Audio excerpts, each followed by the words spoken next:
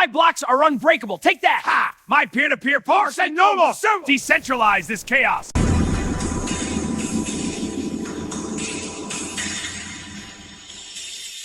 पिछली कुछ वीडियोस में हमने बहुत सी चीज़ें डिस्कस की। हमने ये देखा कि पैसा काम किस तरह से करता है, हाउ मनी वर्क्स। हमने डिफरेंट फाइनेंशियल सिस्टम्स की बात की, बहुत सी चीज़ों की बात की। लेकिन उसके बाद हमने कुछ ऐसी टर्म्स के बारे में सुना हुआ है, जिस तरह crypto currencies, bitcoin, Ethereum, NFTs, mining के बारे में हमने सुना हुआ है, हमने ब्लॉकचेन के बारे में सुना हुआ है। ये क्या चीज़ें हैं, इससे पैसा कैसे कमाया जा सकता है? सो इन सब चीज़ों को समझने के लिए ना हमें बेसिक्स को समझना पड़ेगा, जिसे कहते हैं ब्लॉकचेन। आज उसी के बारे में बात करेंगे कि ब्लॉकचेन असल में है क्या, और आने वाले टाइम में हम बिटकॉइन के बारे में बात करेंगे, क्रिप्टो करेंसीज के बेसिकली बारे में बात करेंगे, एनएफटीज के बारे में बात करेंगे, माइनिंग के बारे में बात करेंगे, सेंट्रलाइज्ड सिस्टम्स के बारे में बात करेंगे, डिसेंट्रलाइज्ड सिस्टम्स के बारे में बात करेंगे। लेकिन फिलहाल अभी अगर हम देखें तो हम समझते हैं कि ब्लॉकचेन असल में है क्या, इसका कॉन्सेप्ट बेसिकली है क्या। सो ब्लॉकचेन एक टेक्नोलॉजी है, और ये टेक्नोलॉजी बनाने का मकसद बेसिकली ये था कि जो रियल ट्रांजैक्शंस होती हैं ना, उसको डिजिटल ट्रांजैक्शंस में बदला जाए। उसका मकसद क्या था? उसका मकसद ये था कि उसमें एक तो बहुत टाइम लगता था, और दूसरा मतलब उस पर जो ट्रांजैक्शन पे चार्जेस थे वो बहुत ज़्यादा थे। सो ये सब चीज़ें देखते हुए ये टेक्नोलॉजी बनाई गई थी बेसिकली। सतोशी नाकामोटो नाम का एक इंसान था भी कि नहीं, इस पर कोई क्लैरिटी हमें नहीं है। ये कहा जाता है सिर्फ, कुछ लोग कहते हैं कि ये सिर्फ एक नाम दिया गया है, और ये कोई इंसान नहीं था, कोई इंस्टीट्यूट भी हो सकता है, इसके पीछे कुछ भी हो सकता है। ब्लॉकचेन पे बेसिकली 1990s में काम शुरू हुआ था। 2009 में ये टेक्नोलॉजी पब्लिक में आ गई थी, और ब्लॉकचेन आया, फिर उसके बाद बिटकॉइन आया। बिटकॉइन बेसिकली एक एप्लीकेशन है जो कि ब्लॉकचेन टेक्नोलॉजी पे बनी हुई है। बिटकॉइन के बारे में हम आने वाले टाइम में बात करेंगे। अब ब्लॉकचेन का अगर मैं उसकी बेसिक्स आपको बताऊं ना, ये एक ऐसी सिक्योर्ड टेक्नोलॉजी है जो कि बेसिकली एक ट्रांजैक्शन या कोई भी इंफॉर्मेशन को सिक्योर करती है। फॉर एग्जांपल हम इसका अगर कंपैरिजन करें किसी बैंक से, किसी बैंक में ट्रांजैक्शन कोई होती है, अगर हम एक बैंक से दूसरे बैंक में पैसे ट्रांसफ़र करते हैं, एक अकाउंट से दूसरे अकाउंट में पैसे ट्रांसफ़र करते हैं, तो वो सारी इंफॉर्मेशन बैंक के पास होती है कि पैसा कहाँ से आ रहा है, कहाँ जा रहा है। यहाँ पे ऐसा नहीं है। ब्लॉकचेन एक प्रोग्राम है, बेसिकली एक कोड है जिसको कोई ऑन नहीं करता। बेसिकली अगर आपको इसको और ज्यादा समझना है तो ये एक फलसफा है। इस फलसफे पे, इस आइडिया पे मुख्तलिफ एप्लीकेशंस बनी हैं। रियल प्रोडक्ट बिटकॉइन है, ब्लॉकचेन रियल प्रोडक्ट नहीं है। ब्लॉकचेन एक रोड मैप है कि ये एक बेस है, इस फलसफे को आप इस्तेमाल करके आप टेक्नोलॉजीज बना सकते हो। बिटकॉइन रियल प्रोडक्ट है, इथेरियम रियल प्रोडक्ट है, एनएफटीज रियल प्रोडक्ट है, स्टेबल कॉइन रियल प्रोडक्ट है।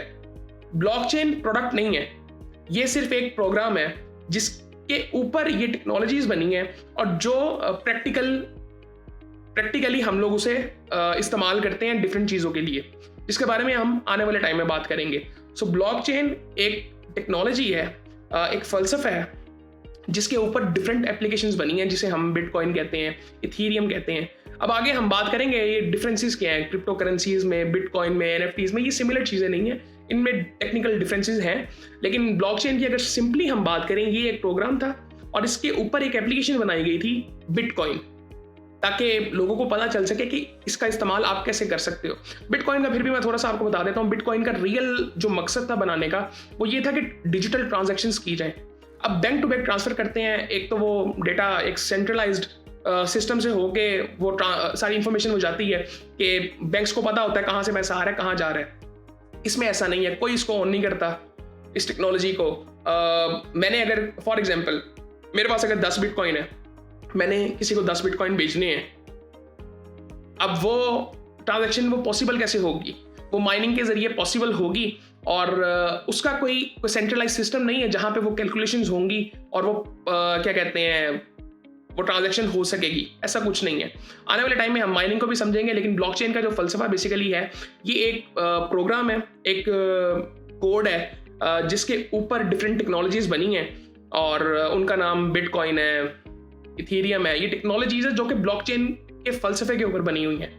ब्लॉकचेन एक सॉल्यूशन था बेसिकली लोगों के लिए कि हम एक सिक्योर नेटवर्क बना सकते हैं जिसके ऊपर डिफरेंट एप्लीकेशंस बनेंगी। हम इथीरियम की बात करते हैं तो वो बेसिकली इस्तेमाल होता है स्मार्ट कॉन्ट्रैक्ट्स के लिए।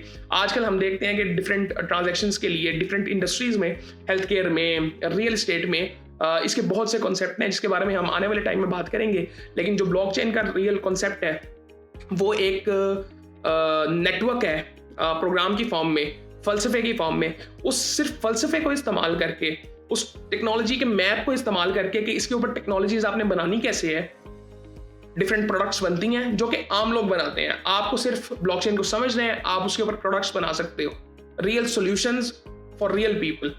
और इसका जो मकसद बेसिकली था कि डिसेंट्रलाइज्ड सिस्टम बनाना है। डिसेंट्रलाइज्ड का मतलब ये होता है कि जिसको कोई सेंट्रलाइज्ड एंटिटी ऑन और कंट्रोल ना करती हो। बेसिकली जिस तरह बैंक टू बैंक जो भी ट्रांजैक्शंस होती हैं वो सारा कुछ बैंक को पता है, उसका एक बॉस है, कोई ना कोई उसे कंट्रोल कर रहा है।